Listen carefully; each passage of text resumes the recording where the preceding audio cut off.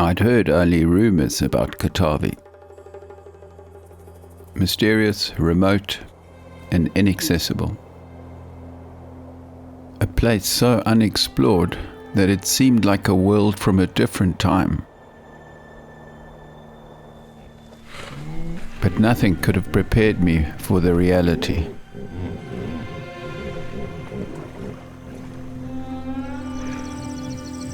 I'm Owen Prümm. As a wildlife filmmaker, Katavi in southwestern Tanzania sounded too good to be true. No collars on the animals, very few tourists. But would there be enough animal stories there to make it into a film? I would have to go and take a look for myself.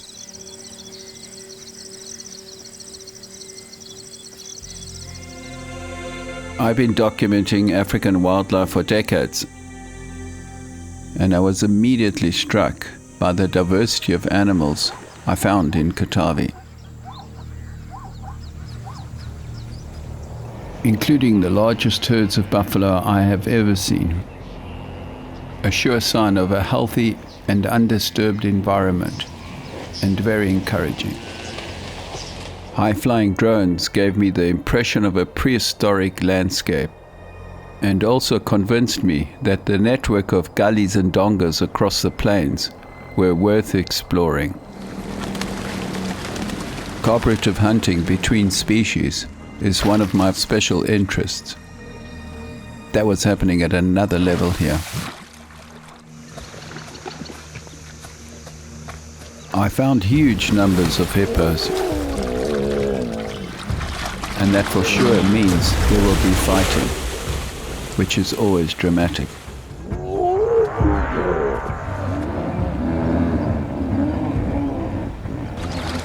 But I still wasn't sure there was enough of a story to tell. I quickly realized that among the lion pride patrolling the river, there were some very identifiable characters. A big pride male I called Arthur, and a senior female I named Patch because of the mark on her upper lip. Her pregnant daughter, who I called Mwezi, was going to be worth following too. There was something gritty about these lions, with their faces often black with mud.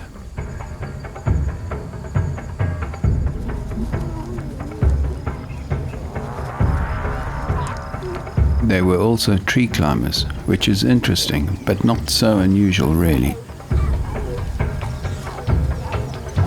So what was different about these lions, and what was my story going to be?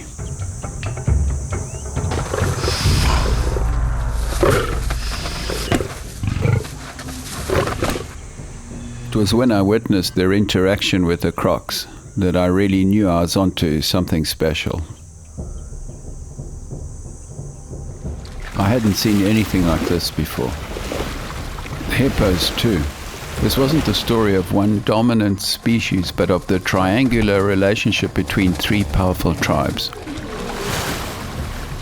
It became clear that the task at hand would be to try and capture as many action sequences as possible to illustrate how the lives of these tribes were intertwined.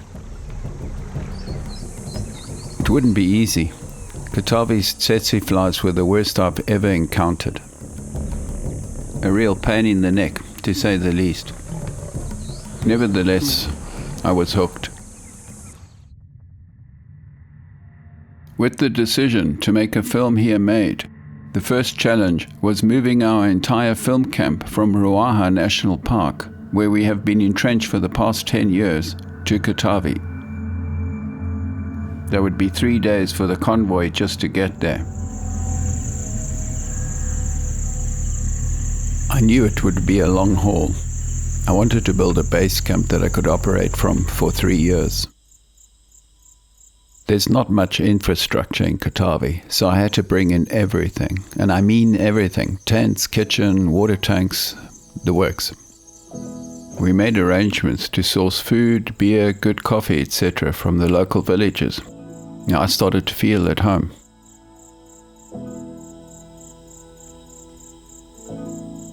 With the camp up and running, I turned my attention to the crew. I wouldn't be able to shoot a series on this scale alone, but I needed crew who could cope with living in the bush for months at a time. There's a small airstrip in Katavi, so I was able to fly in a team with some particular skills. The challenge of following animals in thick woodlands and on open soggy plains meant I'd need a versatile and multi-talented camera crew. Luana Knipfer, long lens operator from Germany. Naiti Masonda, a Tanzanian tracking specialist. Naiti has been part of our team for over a decade, with a particular passion and talent for locating wild dogs.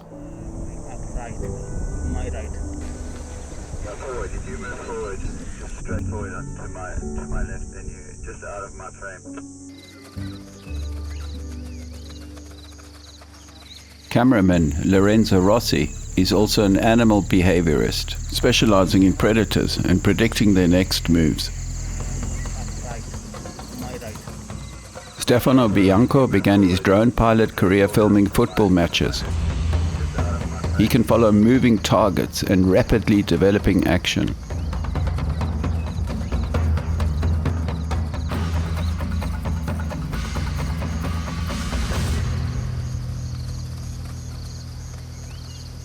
Perfect combination for a wild dog hunt. Just like the dog pack, our team worked together and captured our first successful hunting sequence on the plains of Katavi. A big morale boost.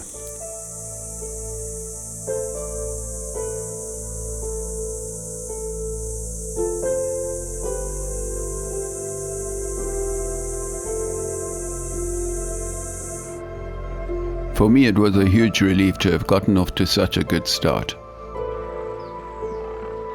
The next few months were all about getting to know our surroundings and our neighbors. Because we were embedded in Katavi, filming week after week, the animals got acclimatized to our presence and to our equipment. Slowly but surely, we were able to approach and get unprecedented images without disturbing our protagonists. We had extraordinary access and were able to capture unique behavior from multiple angles. I began to recognize individual character traits and dispositions within the lion family, and encouraged the camera crew to exploit these nuances for the story I was hoping to tell.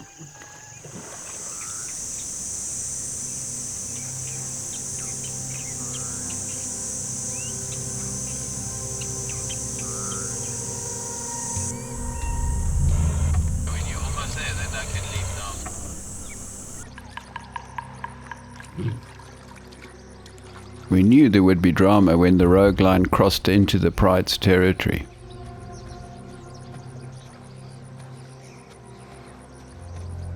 But had no idea how shocking it would actually be.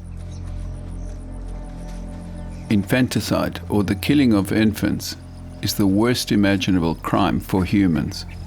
But although rarely filmed, it's relatively commonplace for male lions to kill the offspring of others in a bid to take over the pride.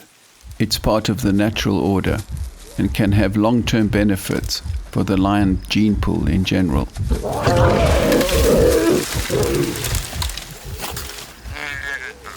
The camera team returned to camp with the footage feeling down and wondering if they should have intervened to save the cubs. But we as filmmakers cannot interfere, especially in such a truly wild and undisturbed place. This disturbing sequence was just the beginning of a brutal year. Wildfires turned the grass to black ash, and the wind whipped up crazy dark dust devils. Temperatures rose and the water dwindled. However, it did allow for some very dramatic imagery. But we realized we were experiencing something extraordinary. We knew it was an El Nino year, but that our filming coincided with this larger 100-year climate cycle was a complete surprise. It made for an exceptional drought, and we witnessed some incredible behavior.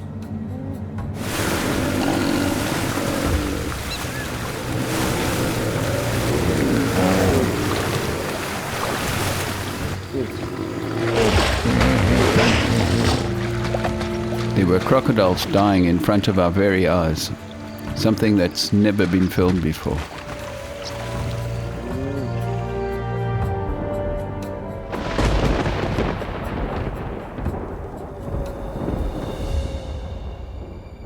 When the rains finally came, it was like no rain I've seen in Africa. It was a huge relief at first, for us and for the animals.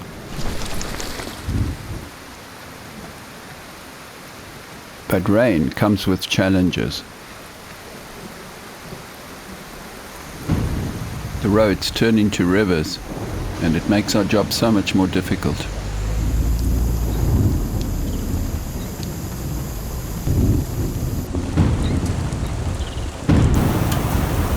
It kept us stuck in camp for literally a week, in a constant battle to keep our kit dry. I have to make light. The supply chains for fresh produce are cut off, and that's not very good for morale. Wet weather gets animals moving. We parked a vehicle in front of every tent to try and deter some of the bad actors. Hippos with attitude are the biggest problem.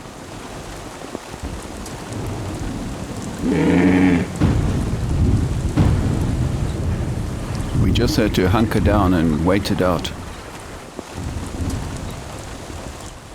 A good opportunity for the crew to catch up on some sleep.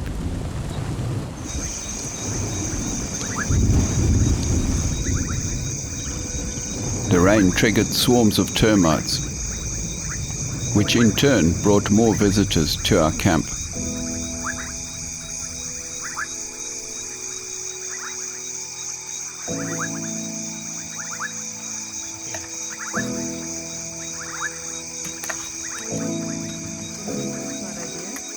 Some visitors were less welcome than others.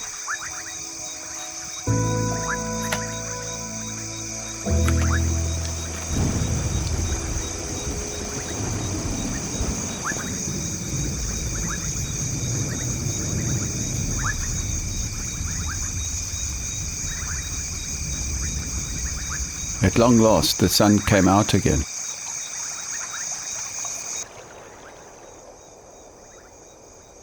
After such a brutal drought, it really was like emerging into a different world.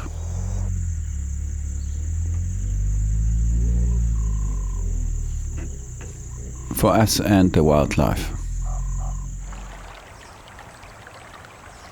After the rains, everything is refreshed and renewed. The landscape has a certain sparkle.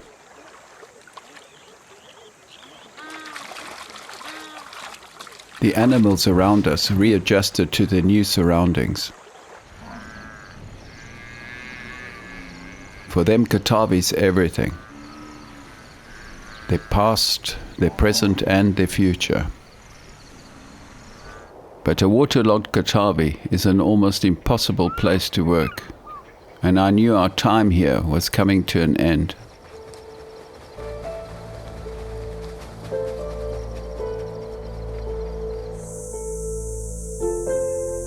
As Luana and I captured our final images, I was still searching for connections and trying to understand the relationship between the animals and the Katavi ecosystem. As a wildlife filmmaker, it's not difficult to become attached to a particular character, family, or even an entire group of animals that you've been entrenched with, and to be concerned about their well-being. And even as I drove away for the final time, I knew there were more stories hidden deep in the bush. Actually, I was searching for something that would bring me back to Katavi.